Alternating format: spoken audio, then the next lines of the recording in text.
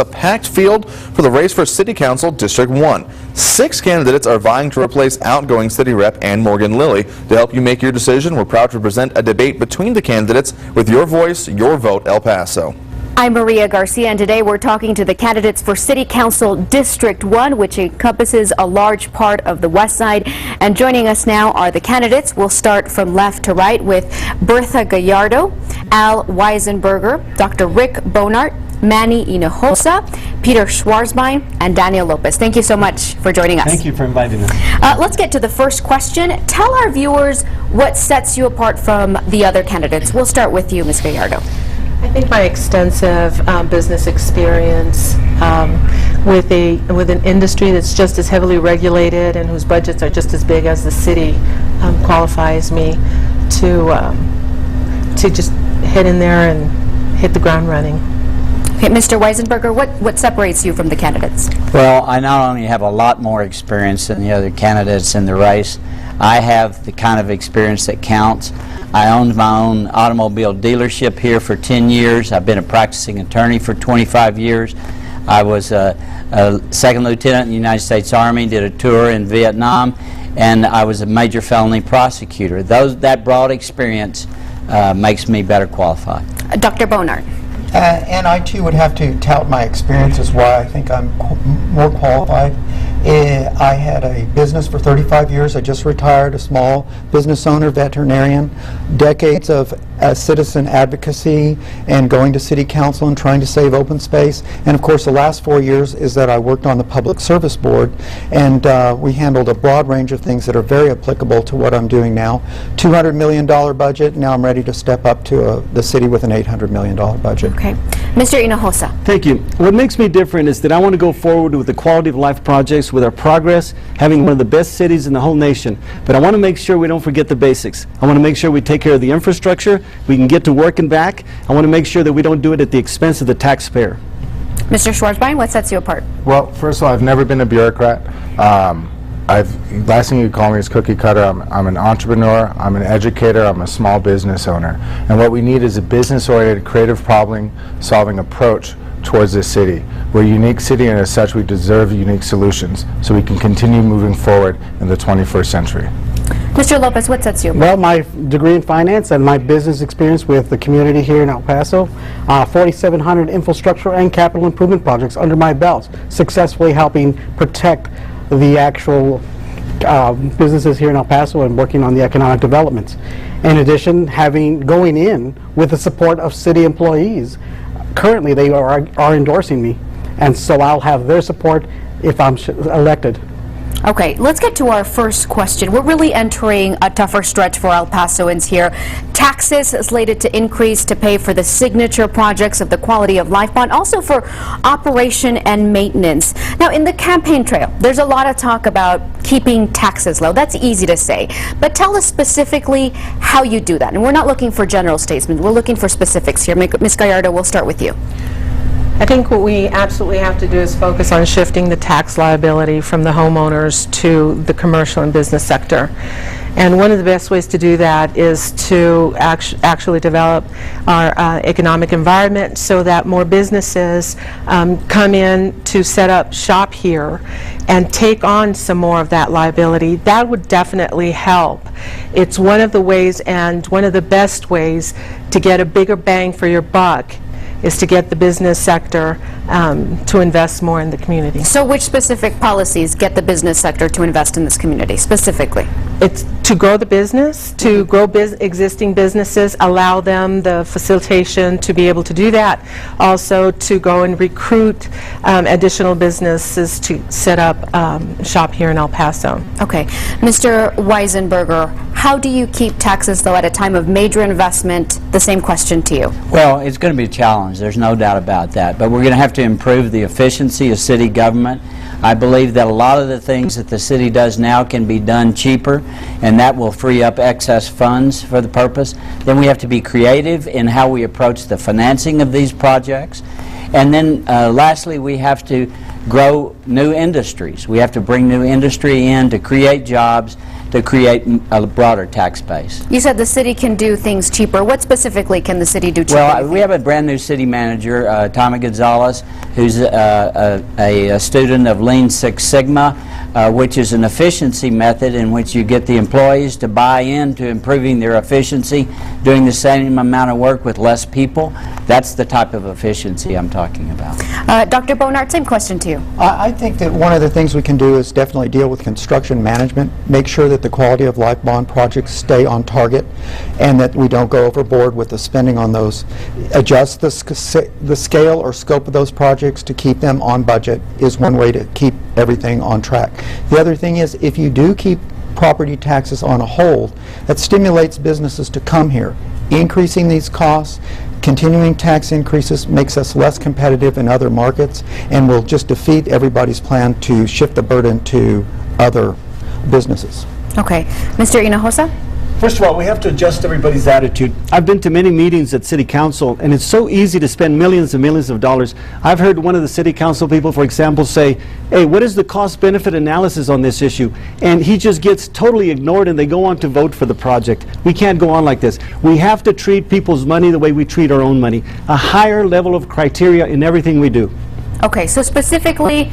well, for example, everybody needs to be reoriented. Have a meeting in which everybody says nothing gets passed anymore unless the DCC and the CPC department and the City Council address each issue with a higher criteria before we spend any money. We cannot approve projects anymore unless they pass a cost-benefit analysis at a higher level. Okay, Mr. Schwarzbein, same question for you. So we need to be looking at being more efficient and effective with how we spend our money. We need to be looking for public-private partnerships, sponsorships, and naming rights for the 2012 Quality of Life bonds, so we make sure that they come in on budget and on time. And we have to be more targeted with our incentive programs so that we can keep local business here while attracting foreign investment as well. When you say more targeted with our incentive So we need program, to be- which incentive program specifically are So you the referring to? 380s from the city, we need to be having them really targeted towards the kind of industry that we want, industry that pays above the median county wage, industry that's forward-looking for the 21st century, like solar, renewable, sustainable tech, and medical as well. Okay, Mr. Lopez? Well, with our economic development, we could tap into the actual resources here. I've witnessed existing businesses wanting to joint venture with each other to create new industries themselves because they're experts here in El Paso and they know the climate here, they know the resources available. So that's what I think we can do specifically, is avail those tax benefits to those people. Okay, so you're talking about incentives as well? Yes, because oftentimes the incentives go to outside companies coming in. Why don't we have our companies here benefit from growing our economy as well, and not waiting for someone to save us? We can save ourselves. Okay, I see.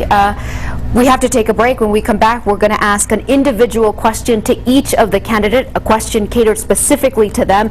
So stay with us. You're watching ABC-7, where news comes first.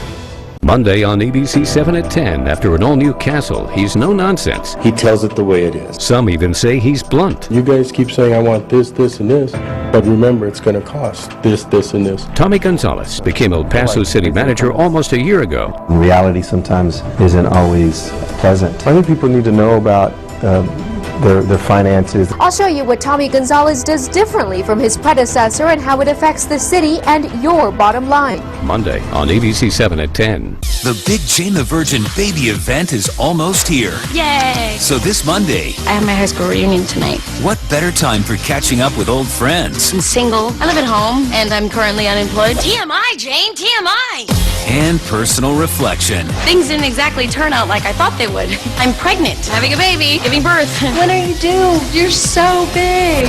What? Pull her hair. Jane the Virgin. Monday at 8 on the El Paso Las Cruces CW. Constantly searching for the area's cheapest gas prices. The ABC-7 Pump Patrol. The cheapest gas prices on KVIA.com. In El Paso, the entrepreneurial spirit is strong, with business owners large and small working to make their vision a reality. It takes dedication, passion, and a financial partner that knows what it takes to get you there. At United Bank, we believe in the power of the entrepreneurial spirit, and we believe in the community. It's time to take your business to the next level. Choose the bank that can make it happen. United Bank. We know what it takes. Build your dream backyard and have fun all year long at the Spa, Pool, and Outdoor Living Show this weekend at the Las Cruces Convention Center. See rows and rows of the best spas, pools, hot tubs, saunas, Michael Phelps swim spas, RVs, boats, landscaping, design, and much more. Meet factory reps and save thousands. That's the Spa, Pool, and Outdoor Living Show at the Las Cruces Convention Center this weekend. Sponsored by Pool Tech Plus, Master Spas, Good Health Saunas, and Bravo Mike Communications. For details, log on to poolandspa.com or call 1-800-SPA-SALE. Welcome back. I'm Maria Garcia, and today we're talking to the candidates for City Council District 1, which, as we told you, encompasses a large part of the west side. Right now, we're going to get to specific questions for each individual candidate. Ms. Gallardo, we'll start with you. We're going in the same order. You're high-level executive for Las Palmas del Sol Hospitals. You said in a recent debate that council, quote, absolutely could move funds from one quality of life bond project to another. Then why give voters the specific amount of money that will be earmarked? Surely you can see why that's a little troubling for some voters. Let me put that in context, though. What I said is, if the projects are rescoped, if they are tweaked for whatever reason, and it's possible to move money from one to the other when we feel that, or it's felt that there's a shortfall in one, then possibly be able to do that. Bringing in, my idea from the very beginning was absolutely to collaborate with the private sector so that we could add funding for these projects. And so in the context of moving funding, it's not to create a deficit on one or the other. It's if we feel that one has a priority over the other, maybe funds could be shifted temporarily so that we can get that particular project going. It all has to do with priorities and what's going to benefit the community quicker. When you say move funds temporarily, well, I mean, in the way that the funding works and the way I understand it is that we have this pool of funds, and these funds are there for the particular projects that were voted for, and the staffing at the city put dollar amounts for each particular project. So that doesn't mean that it has to, that the Hispanic Culture Center stays at 5.6. Maybe we could do something if we know it's going to benefit the community. Okay. Mr. Weisenberger, you've said you plan to be a one-term candidate if you win. For voters who are concerned that that means you won't be fully invested in city business because you'll be there for a short term, what do you say? Well, I don't think of 4 years as a short term at my stage of life, to be honest with you, okay?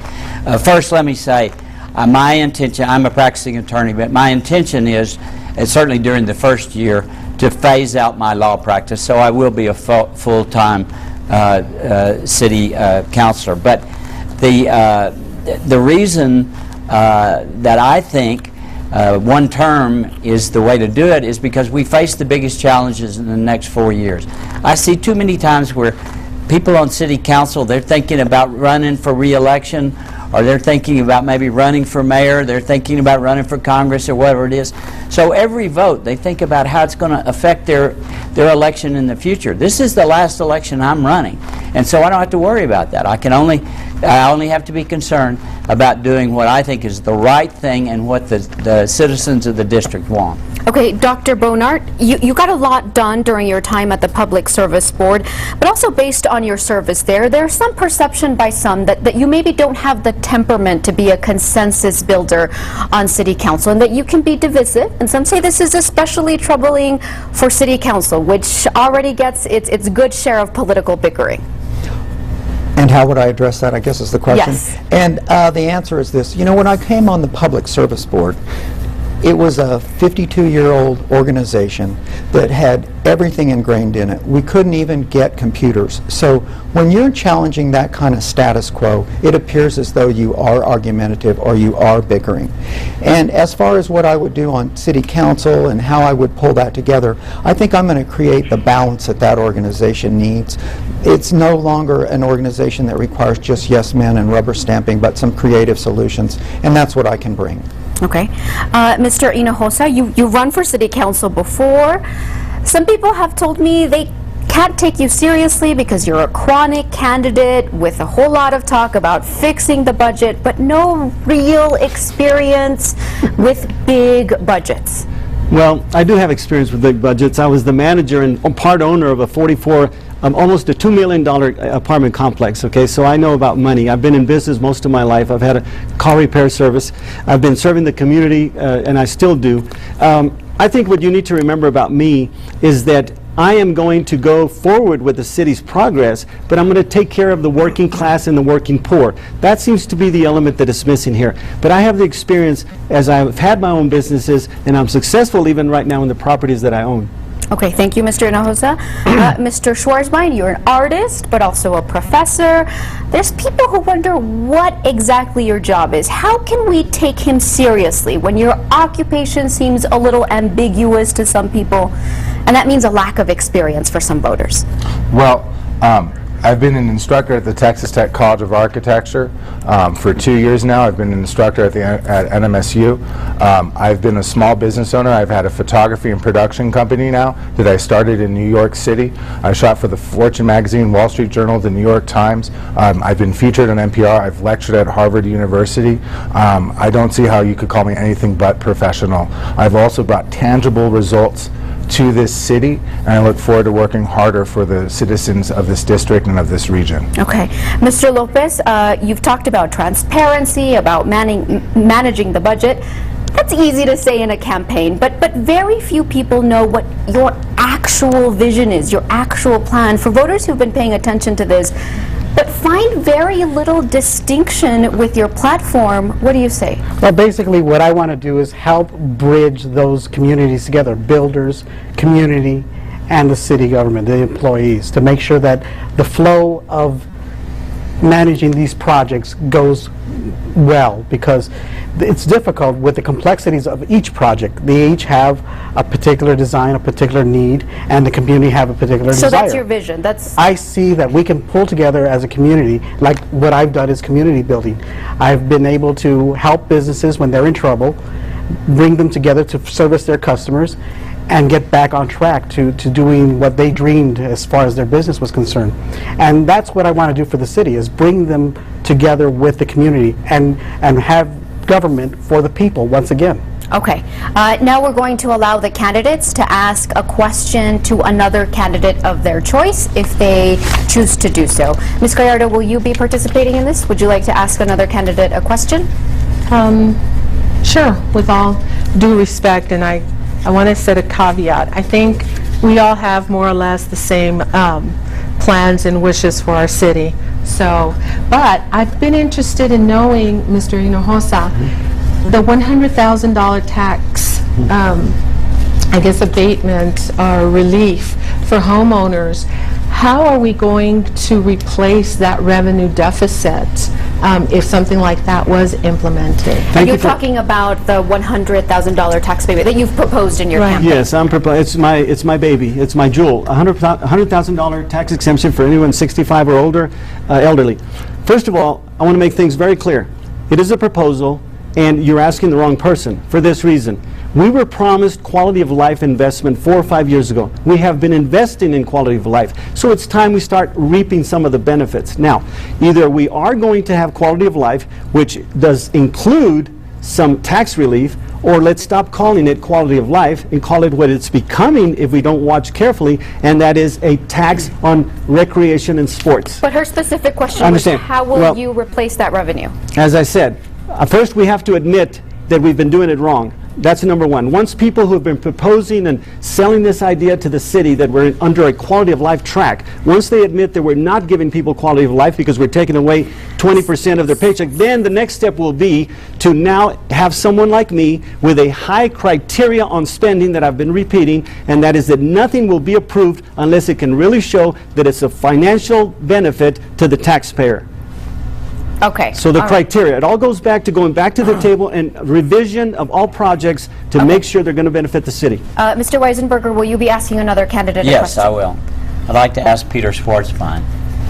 When did you move into District 1, and are you a District 1 homeowner? It's a very good question. I've been living in District 1 now for over 2.5 years. I currently live with my girlfriend. I have not yet purchased a home, but I am a homeowner. I am a property owner in El Paso, and I do pay taxes. You're not a property owner in District 1. I'm not a property owner in District 1. Mr. Bonert, a question? Wait, can I just finish that? I was born and raised in District 1. I grew up in the Upper Valley. I used to spend my childhood running down the banks of the Rio Grande, roughhousing on the ditches in the Upper Valley. I graduated from elementary school at the Paso Hebrew Day School over by the Coronado Country Club. I'm really happy to have come back to El Paso and be living in Kern Place. So I know District 1 inside and out, and I have for decades. Thank you. Okay, Mr. Bonert. In order to not appear contentious or divisive, I'm not going to ask a question. Okay, thank you, Mr. Bonert. Mr. Hinojosa, a question for another candidate? Mr. Weisenberger, you say that you're going to phase out your practice, but nevertheless, to be clear, you're still going to have 2 jobs if you were to get elected. Is that correct? I'll have 2 jobs probably for 6 months, but the nature of the work that I do, which is criminal defense, can very easily be wound down, and I would expect that I'll be able to close down the practice within 6 months. So while some of us will be full-time, you'll be part-time. For 6 months, that's probably true. Okay, Mr. Schwarzbein, a question? I guess I'll go back to Al. Mr. Weisenberger, all your children have left El Paso. Is that correct? That is correct. Okay. I'm going to be 35 years old. A lot of my friends have graduated from high school here, have gone and blossomed in other cities, and they always text me and ask me about what the sunsets look like in El Paso and how they can come back. You had a successful business in the 1980s, which you sold. What concrete steps and proposals do you have to make El Paso more competitive for young, hard-working El Pasoans, and to make us more competitive in bringing back El Paso expatriates? I don't know if you're familiar with this, but El Paso County is one of the largest counties with people under the age of 40. And yes. In terms of number of people under the age of 40? In terms of people under the age of 40. I don't know what percentage of that is people that graduated here and stayed, or what percentage of that came from other places. I could say my 3 sons all graduated from college, and they would all love to come back to El Paso, but unfortunately they all work in the financial industry and there are not job opportunities for them here. I do not believe that an individual city representative can be actively involved in going out and pursuing jobs, but that individual can be supportive of the entities that try to bring jobs in, and I certainly would do everything I could to do that. But his question was, what concrete steps will you take specifically to make this city more competitive for young professionals? Well, I think that's kind of a trick question, if you will, because I don't think a city rep takes concrete steps other than to provide funds for the entities that go out to provide the opportunities and look for industries to move here. Okay, but the specific policies that you would support, maybe? Well, I would support providing more funds for the entities like the Borderplex Alliance that go out to try to find industries to move here. Okay, thank you Certainly. so much. Mr. Lopez, a question for a candidate? Well, before I ask the question, I want to thank everyone here that's run with me, and I look forward that however the result, that we can continue working together, because we're all El Pasoans and we're all proud to be here, and we all want to serve, and I know I want to serve and bring back people into the fold of making decisions. But I wrote down a question, so I'm going to read it because I want to be clear when I ask Ms. Gallardo the question. You know, I'm sure you've heard Representative Nyland, say that she saved El Paso residents $15 million in electric fees. I would like to know if you agree with this statement, considering the documents from the electric company show that those $15 million were saved by industrial consumers only. So what's your feeling on that issue? That's a good question, and I wish I could address it with full knowledge of the issue, of the topic. But it has been said that the homeowners have also They didn't. benefited. Not much. So unless I am privy to It's all those open record. documents, I know they're open records, but that information also tends me to believe that the homeowner as well as the commercial base fees are the ones that have benefited. Well, documents differ. It shows the majority of the benefit went to industrial consumers and not the homeowners. Okay, that wraps up our forum. Thank you so much for joining us, Ms. Gallardo, Mr. Weisenberger, Dr. Boner, Mr. Hinojosa, Mr. Schwarzbein, and Mr. Lopez. Thank you very much.